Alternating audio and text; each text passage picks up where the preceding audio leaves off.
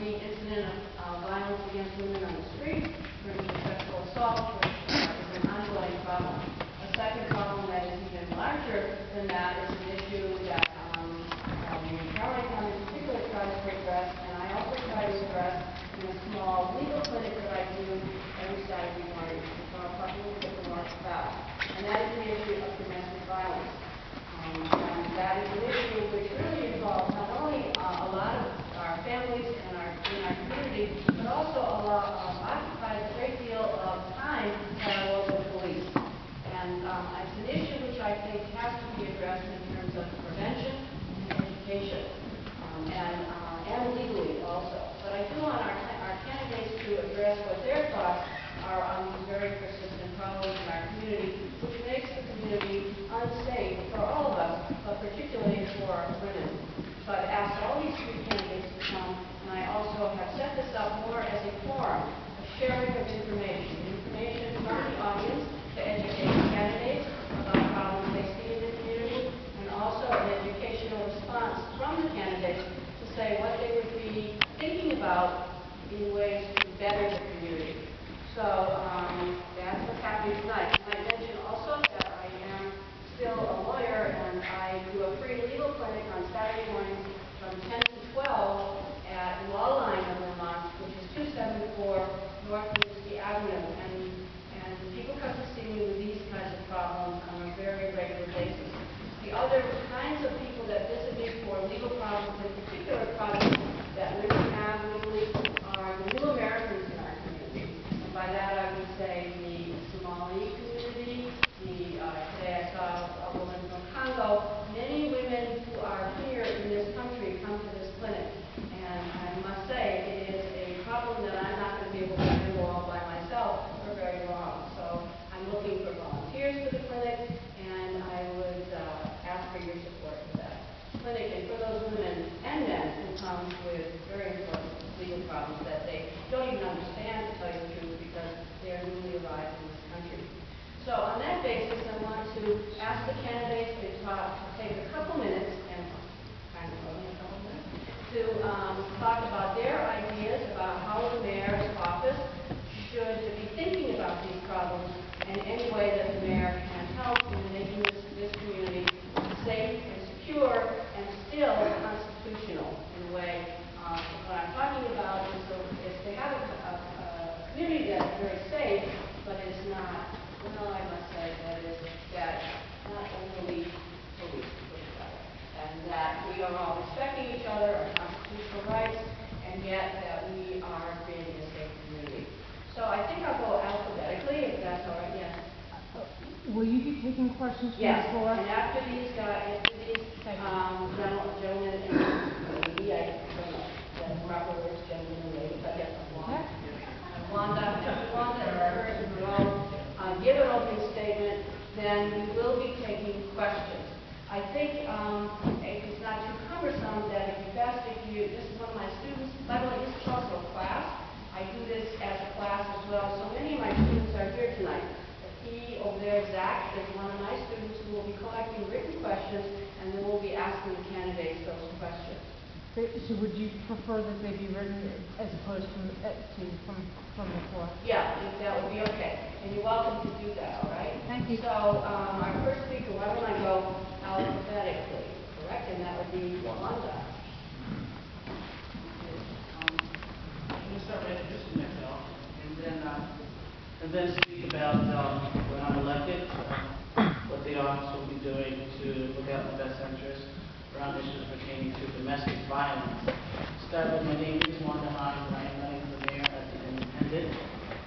I'm a mother, I'm a homeowner, I'm a graduate of the Burlington School District, and I have a Bachelor of Arts in Public Administration and Community Development. I say community development because I like to build things. When I see things aren't working properly, I go, and I like to come up with a solution, which is why currently now I've been working at City Hall for the last 4.5 years, and creating a framework for a social development resource for the city because I felt it needed it to really better address some of the underlying social issues within our community. I understand from a life of hard work and successfully managing a retail, how to manage money. I've learned how to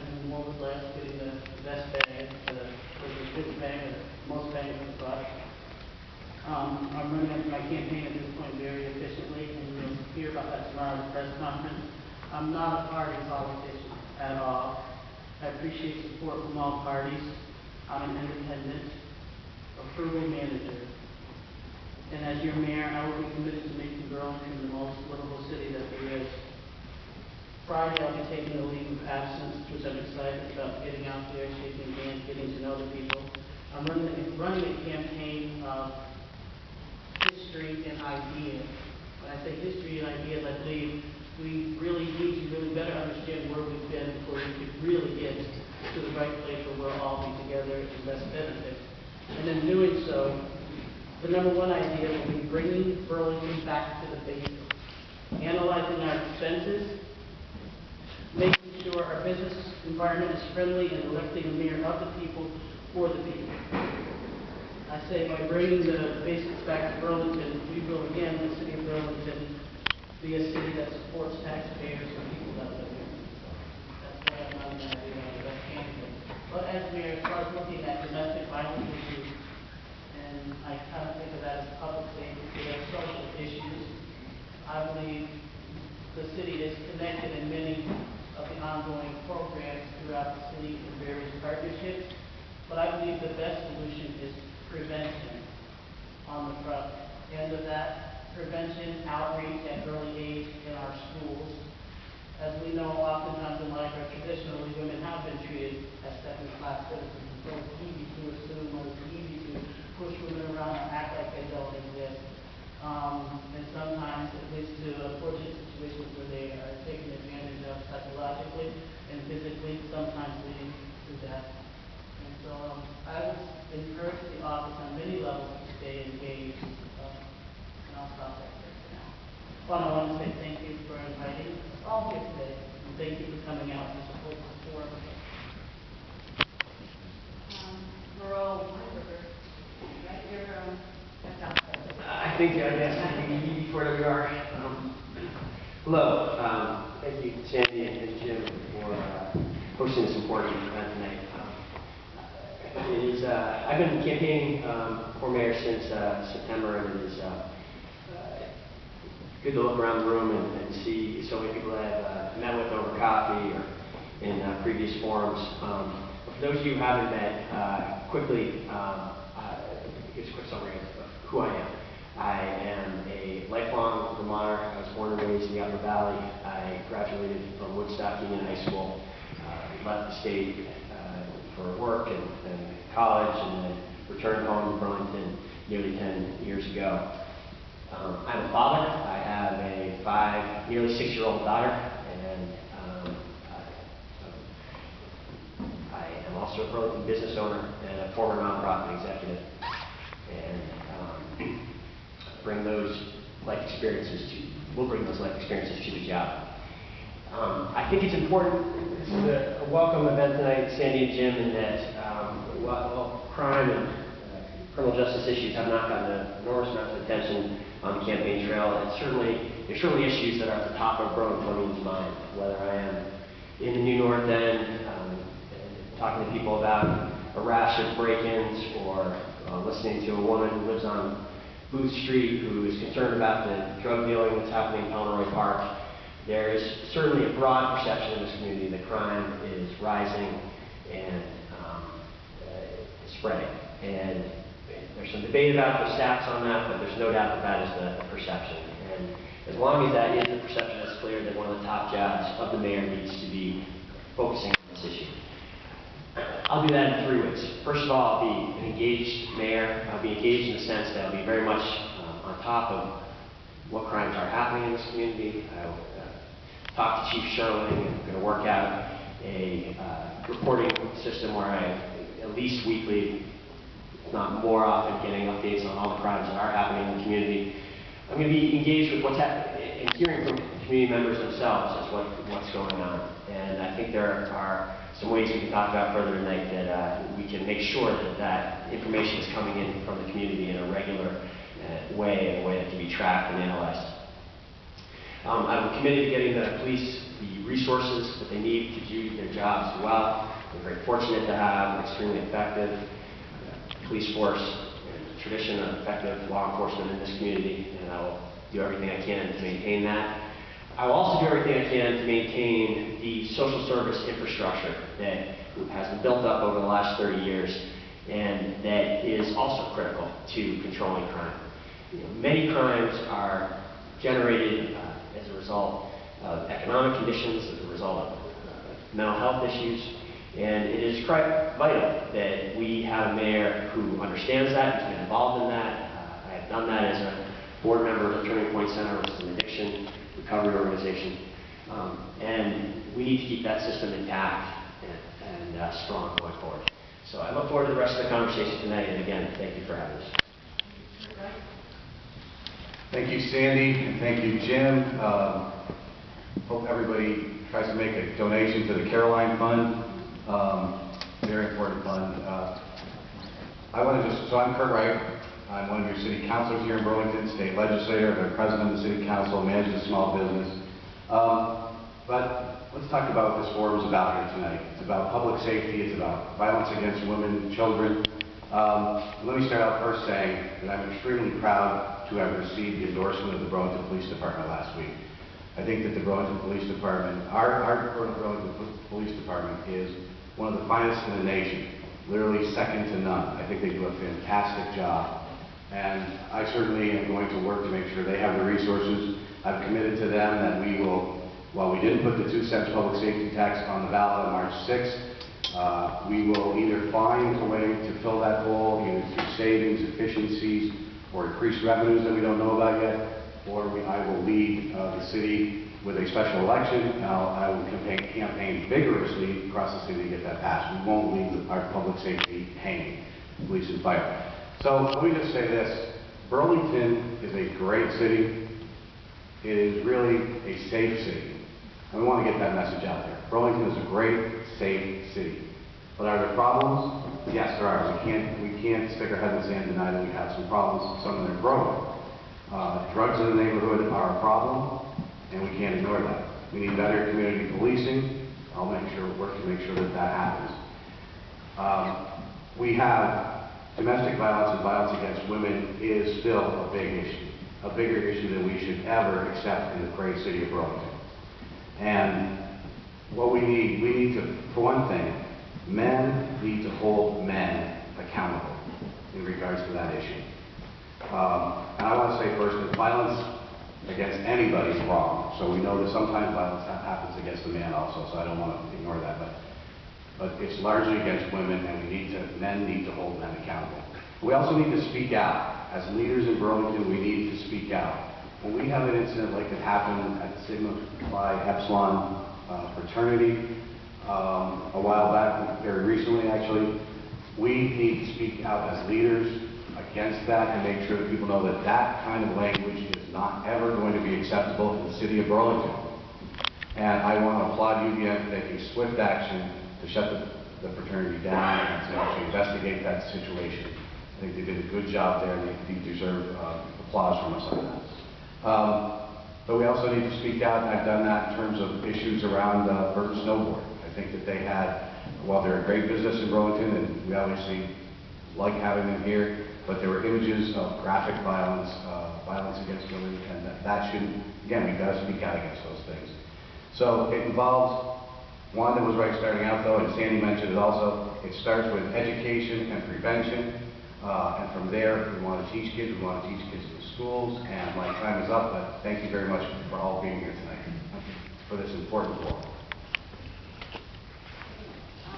Okay, I'm going to, read some of these questions that we have, and then while others are thinking about them. Sandy, let me just say a couple things before we start. Yeah. Just to remind anyone who's arrived late that we'll be taking questions that are written down. Zach, I apologize, I told you, Jonathan. Zach is over there, he'll take your written questions, which we'll pass up to the front. We're going to ask our candidates, they've done a great job so far, 3 minutes in reply to each will get a chance to answer the question. We are live right now on Channel 317 on Burlington Telecom, so behave yourselves. And, on April 24th of this year, the annual Caroline Fund fundraiser will be held at the St. John's Club, which is down on 9th Central Street, down by the old GE plant, and you're all welcome and urged to come. Do you have our state agent? No, we're going to ask whoever We're going to ask all the mayoral candidates, There you go. and we're going to ask the winner as well. Right. The date again is April 24th of this year, from 5 until 7 o'clock. Thank you very much, Andy. Okay, Okay. the first question, guys, according to the United States Census, the middle class is collapsing faster growing than nearly anywhere else in the country. According to the VHFA, 81% of all Vermonters can't afford the median priced home. According to UNH's Casey Institute, Vermont was second in growth and economic inequality nationally the 15 years before 2007. Other than existing programs, what will you do to turn these trends around? And I might add, I think that's a great question because often it's poverty and near poverty that causes homelessness in families. So I think that's really a very good question. So I guess we'll start with the other end of the alphabet, maybe the curve first, okay?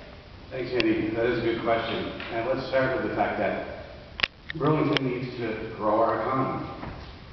We need to bring more good business into our downtown and all across Burlington, particularly in our downtown district. So we need to, and there are lots of opportunities. Plan BTV is identifying a lot of sites. In the spring, we'll have sites identified that are perfect for development and redevelopment across the city of Burlington, and as I said, particularly in our commercial district downtown. One site that you can think of right away is the gateway entrance into the city, and that is Memorial Auditorium Superblock. Memorial Auditorium, we have to make some decisions about what we're going to do with that, because it's a drain on the budget right now. So we need to decide whether we want to enter into some kind of a public-private partnership or what we're going to do there. And also, I'm sure all of us have come down the hill on Main Street and seen the vacant Midtown Motel. It wasn't that attractive when it was operating, and it's even less so now. So that's a perfect site. Let's start there. So again, what we need to do is grow our economy, expand our tax base, create jobs, bring more capital into the city of Burlington. Because the questioner, the person who gave us the question is correct. If we don't do these things, if we don't do all these things to grow our economy and keep our taxes under control, then eventually we are going to squeeze the middle class out of Burlington. There's always going to be room for the wealthy in Burlington. We know that. And we as a community are a compassionate community. Burlington has always been a compassionate community, and we always will be in taking care of the less fortunate in the city of Burlington. In building affordable housing, and we'll stay committed to that, obviously. So people that are less fortunate will always be taken care of in Burlington, and the wealthy will always be able to live here. But we cannot let the middle class family be squeezed out of the city of Burlington. One area that we are weak in is market price housing, for example. We need to really work hard to bring more market price housing, particularly in our downtown, as I said. So I'm committed to making those changes, to make those things happen. It will involve some changes in our ordinances. It will mean that we need a leader who knows the people of Burlington well, but also is intimately knowledgeable about the city of Burlington and the city government of Burlington, and also has led the citizens of Burlington. Because when we make changes in Burlington, we need a leader who has already worked with people, who has had to lead people and persuade them about the right way to go. I've done that, and I think that I can continue to do that effectively as the next mayor of Burlington. Thank you.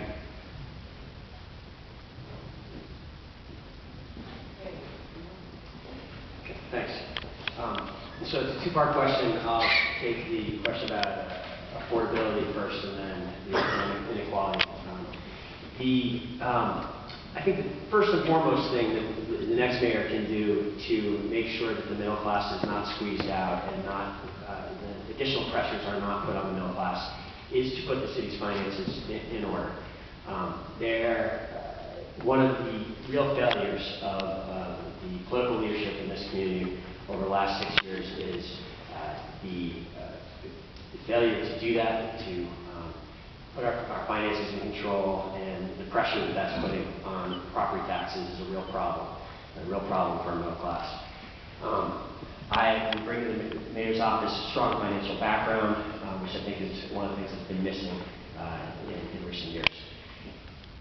Beyond that, I see three important areas that the mayor can make a difference in affordability. One is hitting head-on housing affordability. I have a background in that. I've spent my entire 15-year career on both the nonprofit side and the for-profit side in developing, building workforce and affordable housing. I've just released last week a plan for affordability and livability in the city that I encourage people to check out on my website. It involves creating more housing options in the downtown. It involves supporting our remarkable, pioneering nonprofit community, and affordable housing nonprofit community that's been a leader not just for this state and community, but for the country, if not the world, for decades. It involves pushing UVM and our other colleges for more student housing to alleviate the pressures on the rest of the market. It's not just housing directly, though, that we have to hit here. We also need to create jobs. I think there are numerous opportunities in the city for job creation in the Pine Street corridor, in the downtown, on North Street, in the Ethan Allen Shopping Center in the New North End. I will be a mayor that's got a background in small business, having run my own for the last 9 years, and that understands job creation firsthand, and I'll be focused on creating more jobs. Finally, education is critical in keeping the middle class strong. And I have made it clear since the start that I'll be an active and engaged mayor on education issues going forward. All those things will also address income inequality. Creating jobs, creating affordable housing, creating good education are really the solutions for breaking down income inequality over time. I will say we should also, I think, note that we owe a debt to the Occupy Wall Street movement and the attention that they have brought to this issue in recent months. And I think going forward we need to continue to listen to the Occupy Wall Street movement and look for opportunities to apply those lessons here locally. Affordability and inequality, to me, I think it's other things going on, and I think I'm not answering the question. I'm going to have to answer them together. We're looking at middle class, lower class, upper class, and then you have now the lower upper class. Affordability is something that we all seek, and I think that if we're going to move Burlington economically towards a livable city, it needs to be livable for everybody. And so I really can't just sit here and think about the middle class without thinking about the other two, to the degree that I'm thinking about, to some degree, there's no place for privilege or entitlement. And so as a mayor, as we go forward, I think in general, we should look at our housing for everybody as a whole, how we can make it affordable, perhaps in the different income brackets.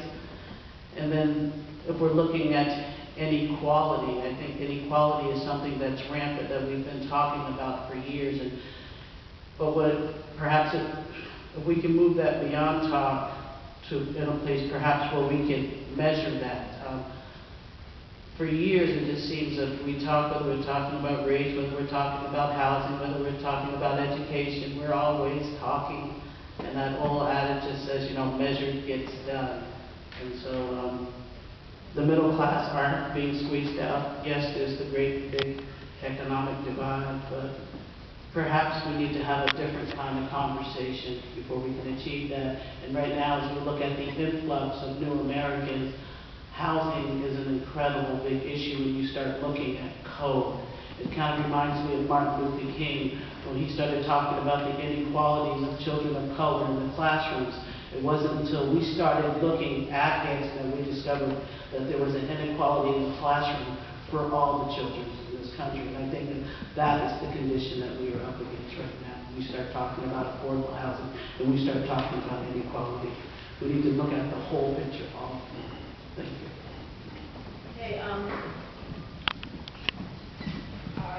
this is directed to Kurt, but I think that that all intended has been answered. This is Kurt, according to the state's attorney, biased policing is not legal. Biased policing, I think by that I'm calling it racial profiling. I got it.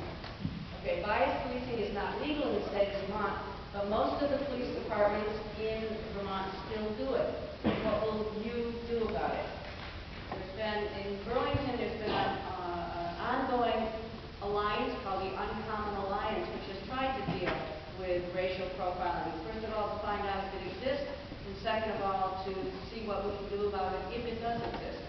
And so if this is an ongoing conversation in the city, so I think it's a fair question, but not just to Kurt, but to all of the candidates. So what will we do about bias policing if it's a problem?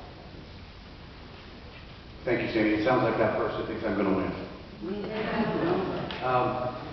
So, Wanda just told me she's going to. I think it's a good question, obviously. I met with Patrick Brown this morning, actually, and talked with him about this very issue, among many other things. And I also sat in a forum at... People don't know who Patrick Brown is. Patrick Brown is the head of the Caribbean Corner, right? And he heads up the Multicultural Center at UVM. Thank you, Sandy. Thank And we sat in a public forum, actually that Sandy held a few years ago. We talked about this issue at Burlington College. P.J. Donovan was involved in it, and I was, and I think Mark Larson may have been, and others.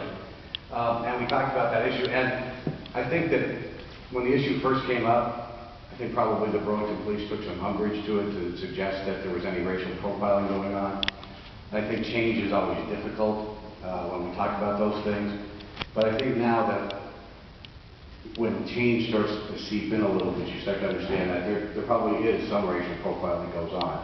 And what we've done is we have worked on data collection to try to find out all the incidents that do happen so that we can make a record and we can see that if we need to make changes. So what I'll do is I'll work very closely with Chief Sherling and with our, anything that's happening is certainly not intentional in the Burlington Police Department, but we'll work closely together to make sure that none of that ever does happen. I mean, we'll never accept in Burlington any kind of bigotry. We'll never accept in Burlington any kind of racial profiling. And we'll never accept any kind of, we should have an absolute zero tolerance policy in regard to domestic violence and violence against women and violence of any kind. And that's what I think was good about the Occupy movement, that for the most part until the very end, I think it did bring good issues forward to the city of Burlington, issues that needed to be talked about. And certainly we'll always, in regard to that also, we'll always protect the right to free speech, the right to assemble, the right to be heard. But in regard to that, as I said, I'll work closely with Chief Sherling to continue the practice of finding information out so that we can identify where there are any problems. Yes, I've been working very closely with Chief Sherling. And the question again, briefly, will we tolerate bias profiling? Or? Profiling, I think. Yes, working with the person in the audience who asked the question is working with an entity called that we created together, minority community leaders and local law enforcement, called Uncommon Alliance. It was led by, the agenda was set by minority leaders, but every month, when Chief Sherling was in office, minority leaders came to him and said, well, we believe there's racial profiling happening. And he says, well, if you perceive that, then we need to sit down and we need to meet. And so we met monthly, and we still are now. It started in 2007. And so finally, what we decided or agreed upon, we needed to have a tool, or we needed to create the capacity to measure police and to have, hold them accountable. And so we decided that we would implement in the state of Vermont racial profiling. When officers pulled you over, they would ask your race, and with that data and the outcome, we now have a tool to manage local law enforcement behavior. But the thing is, well, the report will be out, the second report will be out another month, and there are some traces, but nothing definite. But over time, we will have that outcome. And I think the bigger question is, what will we do when we get that data?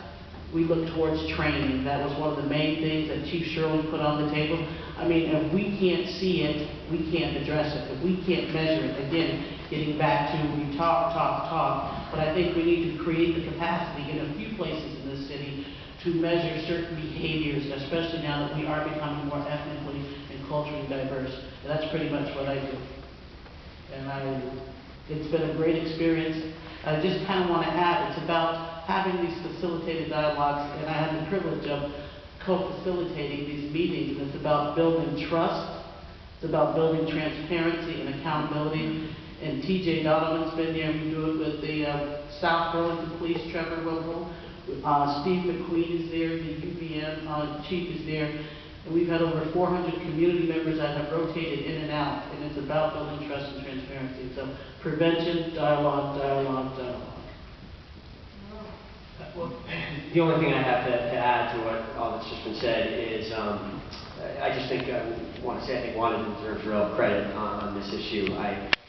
One of the meetings I was having with Chief Sherling over the course of the campaign, he had on his desk an award that he had just received, and I know the police department's got a number of awards for this, and recently, I believe the one they had on his desk that day, though, was the one that the police department and Wanda received for this Uncommon Alliance work. And I think we really should recognize that this is one of the areas that the city is doing good work, and We need to applaud ourselves as a community and the leadership that we have in place. And it was the International Police Chiefs Civil Rights Award, a national award. And I mean, the only other state that does not do race data collection right now is Mississippi. Hard to believe. I mean, we're catching up to the rest of the world, and so we need to create the capacity to be accountable. And I say dialogue, dialogue, dialogue, facilitate to be like we're doing here today. Yeah. Okay. Yeah, this is a question, I guess, directed to all three candidates. Earlier this year, Mayor Bob Tiff decided to boycott Arizona. The decision was made due to the Arizona Governor Jan Brewer's decision to enforce border patrol rules. If you were put in the same position, would you make the same choice? In other words, yes, to boycott Arizona. And maybe we should start with the road, right? If you were last then, or the first now. So the question is, would I boycott Arizona if I became mayor? What would you suggest? We don't have any ability to enforce it. Would you suggest that we should boycott Arizona? I will say this. I certainly do not agree with the policy put forward by the governor of Arizona. I strongly believe that we are a country of immigrants. I don't have to look back far in my family to see people who came to this country from abroad. I think one of the things that makes Burlington as great a city as it is today is the remarkable influx of new Americans that we've had over the last 30 plus years. And I think that is clearly something, a policy we can be proud of as a community, and one that we should continue, and one that is very different than that pursued by the governor. So, would I don't want to off the cuff totally come down on whether I boycott it. I have to look at that more carefully, but I certainly don't agree. I certainly do agree that in terms of what's relevant to this community right now is we need a mayor who is focused on continuing the tradition we have of embracing diversity, of welcoming people from around the world, and not turning away from the very real issues that occur in our schools and in our communities as a result of that diversity. And then we should have candid conversations about them and make sure that issues don't fester below the surface. I think it's much healthier to have conversations and get issues out in the open. I'm supportive of the efforts that Senator Philip Baruth has made to bring more resources into Burlington to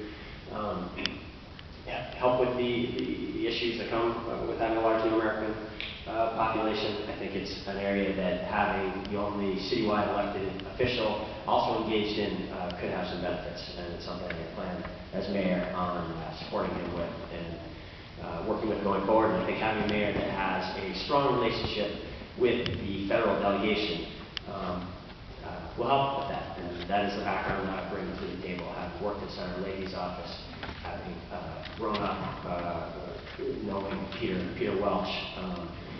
I look forward to working with the federal delegation to bring more resources into this community in this area and a whole array of areas where there's an opportunity for more federal partnership. Thank you. I mean, I hope that we mostly in this campaign stick to the local issues that really matter to Burlingtonians here. But I will answer the question in that, no, I would not support a boycott. I don't think that's the answer.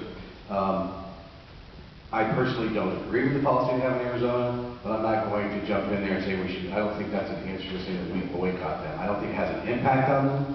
I think all it does is create bad relationships between us and another state, other municipalities.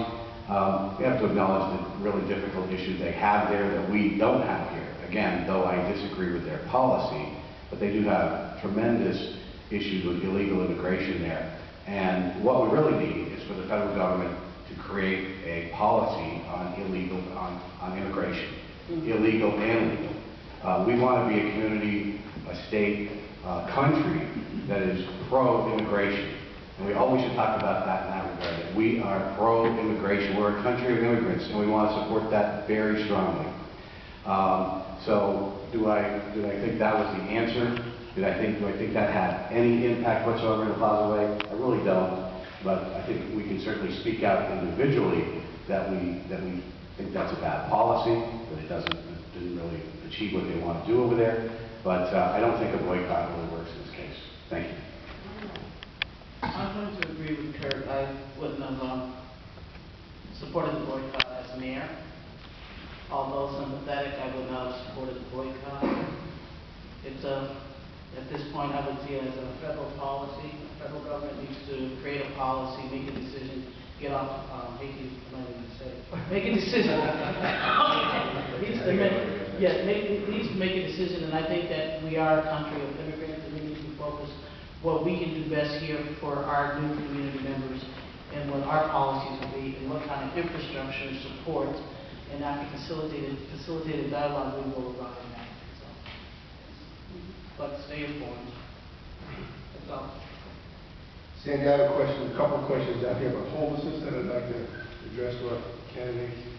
I'll read both of them. They're very similar, but just to honor both of the questions. When Occupy was in City Hall, they asked the city and police for help to care for the homeless and vulnerable people, but got told to leave the park. Since that time, 2 people have died, either of exposure to the cold or lack of care.